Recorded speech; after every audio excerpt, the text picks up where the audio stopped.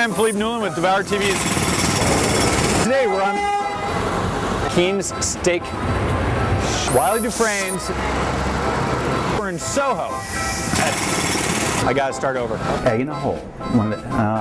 Where? Now you got the subway. It's too loud.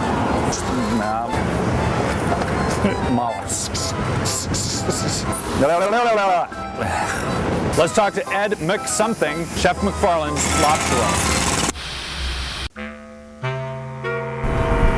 Hi, I'm Philippe Newland with Devour TV's Top 50 Dishes, and today we're at Telepan on the Upper West Side in Manhattan, where we're going to check out Egg in the Hole, Bill Telepan's signature dish, and definitely one of the top 50 in New York City. Come on.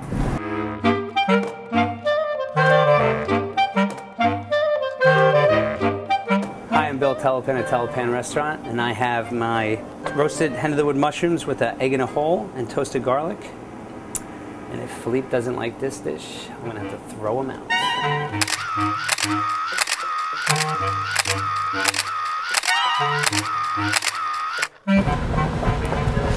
Gotcha. Oh, Good to see you. There it is. that is, look at this. I mean, this is just gorgeous. Give it a good whiff. Get the garlic, the mushrooms. Smell that good butter, that brown butter on the toast there. So I'm just going to smell this for like the next half smell hour. it. Come around and smell it with me. I want to find out what is before us here. I mean, so why don't you tell me, like, egg in the hole? What does that mean exactly? Well, it's basically it was toad in a hole. I can't even think there's other names for the dish, but it's sort of like this dish where you pull out a hole in the center of the bread, and then you would fry the egg in the bread. So you have like toast and egg all in one. Just smell it. The smell on this of the hen of the woods mushrooms, it's just unbelievable. It's like this meaty, wonderfully woodsy smell. Yeah, they're particularly good for that because they have, like, they come in these big clusters that you can sort of just rip apart. You see how big the pieces are we have here. Yeah, big chunky mushrooms. And you can roast them like in these large pieces, and just like they come out really flavorful. Like the like you said, the woodsy, the meaty part of the mushroom flavor comes out, and they're very aromatic.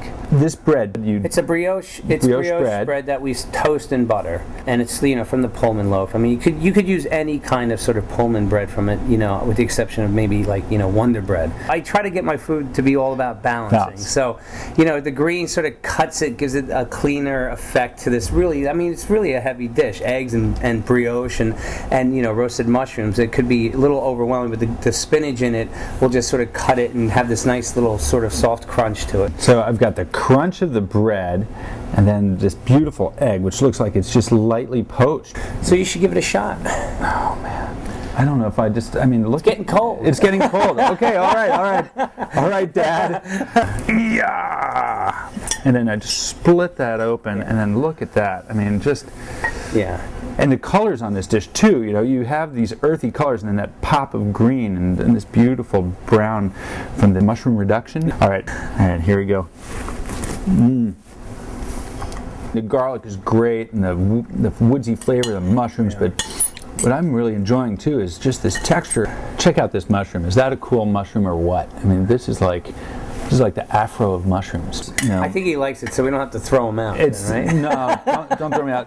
Bill, without a doubt, one of the top 50 dishes in New York City. This is just so good.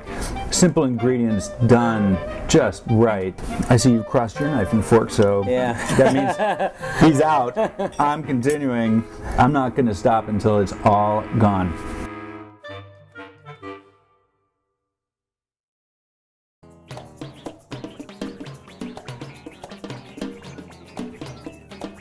I was working at Deloach Vineyards. I was the associate winemaker there. I had 4 racks of brand new Sugan Moreau barrels, so French oak barrels, very expensive barrels. And as I'm coming around on this kind of pea gravel driveway, I wasn't going very fast, but parked there were 2 of Cecil Deloach's Corvettes. So I was being really careful, driving kind of slow, and then dashing out between the Corvettes was their dog, Pookie. So it was one of those flash instances that you had to make a decision. Do I hit the Corvette? Do I run over the dog? Or do I dump the barrels? So I dumped the barrels. Hey, I'm David Rosengarten. I did the very first show on the Food Network, and then 2,500 after that. But that was then, and this is now. Come join me on my culinary adventures from my home in New York to other exotic and not so exotic locales for Dave in the Life. See ya. Now something's happening that's truly exciting. You know, this stuff comes into my life every once in a while. I'm sitting here at a steakhouse in New York City, Del Frisco's, and I'm about to taste something extraordinary. It's going to be a 55-year-old bottle of scotch that was bottled in cooperation with the famous company Lalique in a Lalique bottle. Here it is right here. This little baby, there's only 400 of them in the world, and it costs $12,000. And if you come into the steakhouse, Del Frisco's, and you want a glass of it, it's going to cost you $1,500. I hate to drink alone, so I'm here with my friend Alex Ellman, who is a wine importer extraordinaire, and she's going to taste some scotch along with me. And we are joined by Graham Russell, who is the brand ambassador of the Macallan. That's the one. That's the one. Very important title you've got, Graham. Let me pour some whiskey for all of us, and we'll do a little nosing and tasting of the Macallan 18. Okay. And then we will move on to the star of the show and taste the Lalique 55. So how did that taste? Yeah, it's hard for me to believe that scotch can get better than this. So, in front of you we have the Macallan 55-year-old. As you can see, a wonderful, beautiful decanter. This partnership with Lalique, this is the second in a series of partnerships we have with them. Beautiful tiara, what they call a paquerette, tiara-style perfume bottle design. We have one toast in Scotland. We say slange. Slange? Slange. Does that mean naked? Not quite. Not quite. Let's get naked. Exactly. Slange means to your health. Slange. Slange. Yep. Here we go. Slange. Slange. Oh, I am crazy about that nose. I'm crazy about that nose. I mean, it's obviously, you know, one of the characters that you see in Scotch very often is what they call peat. And you see it more in a place like the island of Islay, where there's a lot of peaty Scotch. But there is a peaty element in here, but it's even a little beyond peat. It smells to me like peat that's been in a house fire. Yeah. I mean, there's something really wonderfully burnt about this. April 1945. When this whiskey was created, it was obviously the end of the Second World War, and I shall allow you a few minutes of personal satisfaction. I think is probably what. I'm telling you, that is without a doubt the greatest sip of scotch I've ever had. Seriously, no kidding. Seriously. Wow. Nothing ever, like I've never tasted anything like that before in my life. I know. Wow, look at all those things in there. Exactly, the flavors just What's that at the end? Bacon? You know, that's what I was wondering. Is it? Yeah, it's something very. Very smoky. Yep. I mean, what you're getting is, you know, you're obviously getting the influence of that peat that we talked about. Yep. April 1945, as I was just saying, no fossil fuel, coal, etc., was coming up to the north of Scotland because it was just the end of the war years. So all that fuel was being used in heavy industry and armaments. So really, at Macallan, very untraditional for Speyside whiskies, and certainly very untraditional for Macallan. We used obviously peat in the malting process. Consider, you know, 1945. I mean, just think, you know, if that whiskey were to have witnessed all the events in the world, you know, as it matured in its cask up at Macallan. I mean, you know, just a wonderful sort of mental thing to adopt at the same time as you taste the whiskey, just to almost close off, you know, 6th Avenue and whatever else is going on around us, and you know, just think about time and how long it's taken to make this. Graham, thank you so much. Pleasure. It's a real pleasure. And Alex, thank you so much. Thank you Wonderful so to much. taste with you.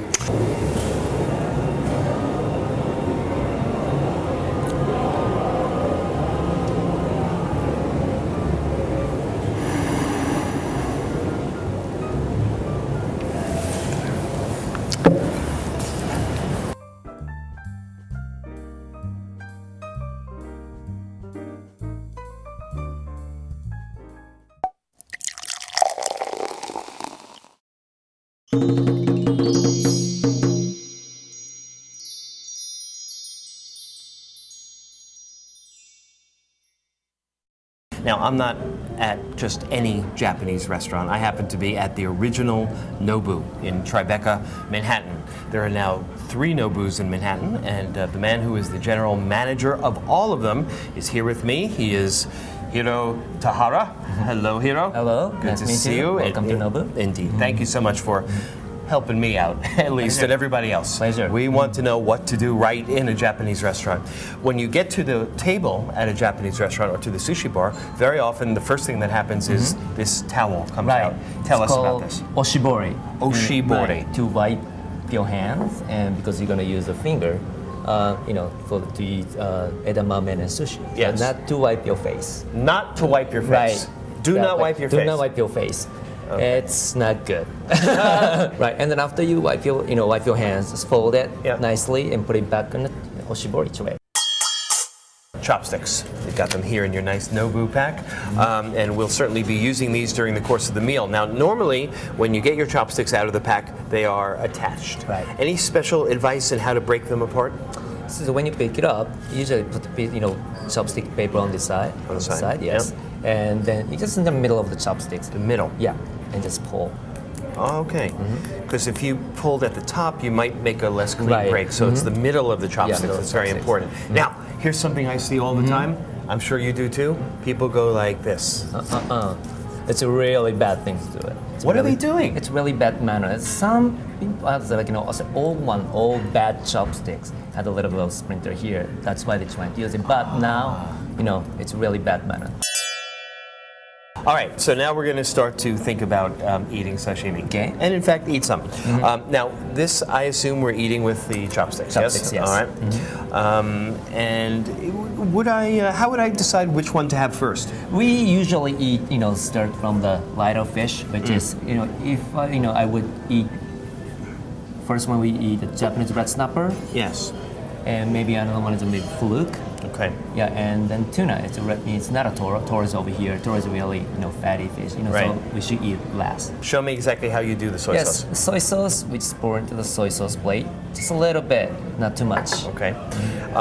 Is it the case that Americans perhaps use too much soy sauce? I think so. Yeah. Yeah, it's a lot of times I've seen it. It's somebody just pour the soy sauce all the way on top.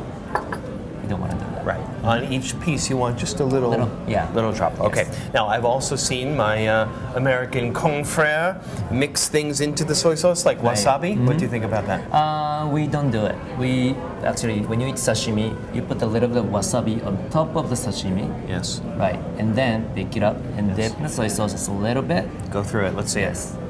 And then, Now, I see on this sashimi plate, there's no gari. right, gari for the sushi. And we usually don't eat gari with the sashimi. This is so great.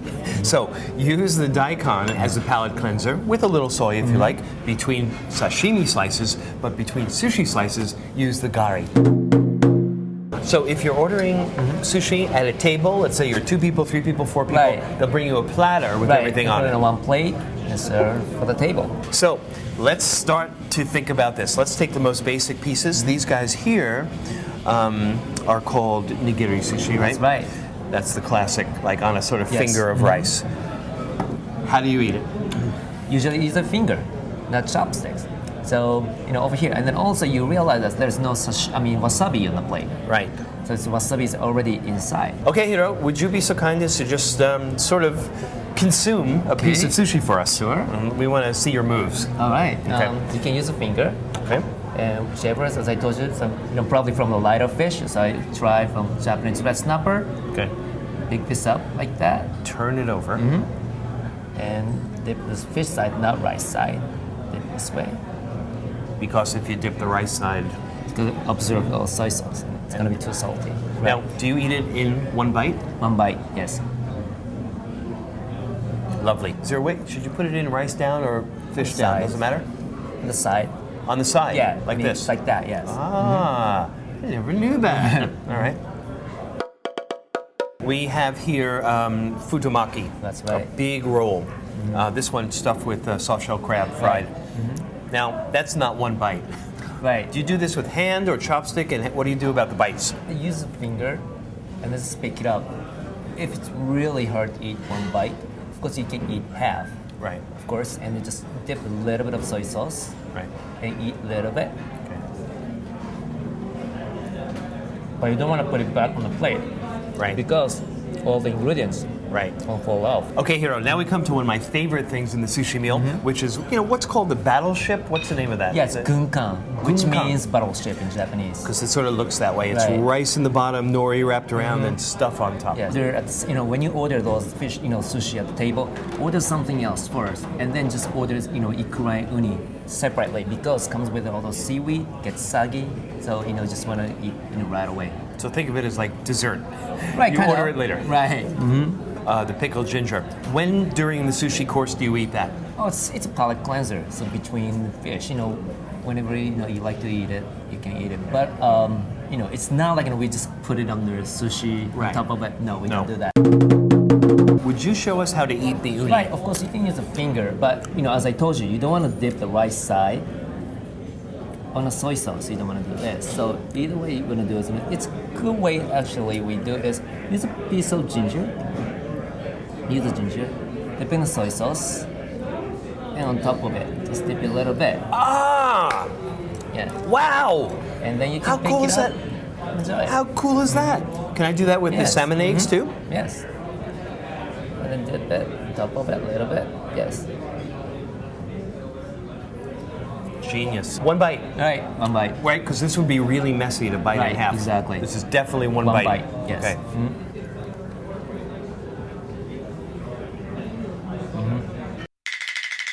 I'm thinking about the sushi chef who presented such beautiful things to us. Do we need to tip him? If I'm sitting at a table, Yes. do I tip him? Of course, it's most of the place actually a tip pool. So servers and sushi chefs, they share the tips. Right. So you can just leave the tips on the table. Just leave a regular tip, Right. 15, 20% on the That's table. right. If I'm sitting at the sushi bar, same thing? Same thing, but if you like to tip extra to the sushi chef, of course you can give it to him, but you don't want to hand it to him because they are touching all fresh fish. Or get him maybe, buy some glass of wine or beer probably, and then they can drink it after the chef. That's nice. Okay, so let's say you're at the end of a meal, as we are, with sashimi and sushi, and you're at a restaurant. What are the factors you think about, whether it's good or not? It's a clean place. It's a very important thing. It's a clean sushi place and then neat and busy. You don't want to go to a slow place. Slow place, of course, you don't have the fresh ingredients. In busy places, turnover, so you always have a great, fresh ingredients there. Right. So you only want to go to the busy, clean sushi restaurant. So that's it for Eater's Etiquette today. All you need to know at the sushi bar. Thank you so much for joining us. I hope you learned a great deal, as I most certainly did. Shall we have some more sushi? Yeah, that's right. Would you like to try something? Fudumaki, no. That's Okay. hand is okay. Yeah, right? it sounds fine, yes.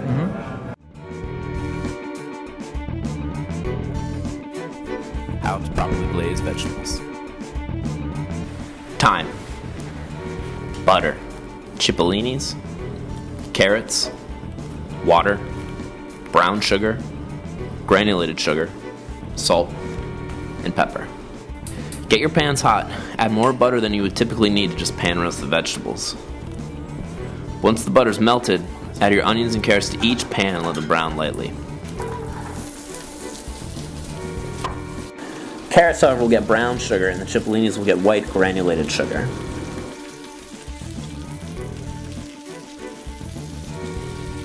Once one side of the cipollinis is browned, flip them over and add enough water to reach 1/3 to 1/2 way up the onions.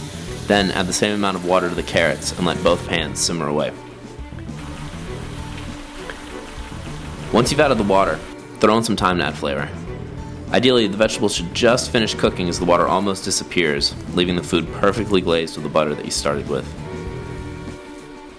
If the vegetables are done cooking before the water cooks off, just take them out of the pan and reduce the liquid. If the vegetables are not finished cooking and the water is evaporated, then just add a little more water to finish the dish off. You can also cover the dish to speed up the cooking process a little bit. And there you go. Perfectly simple, glazed vegetables.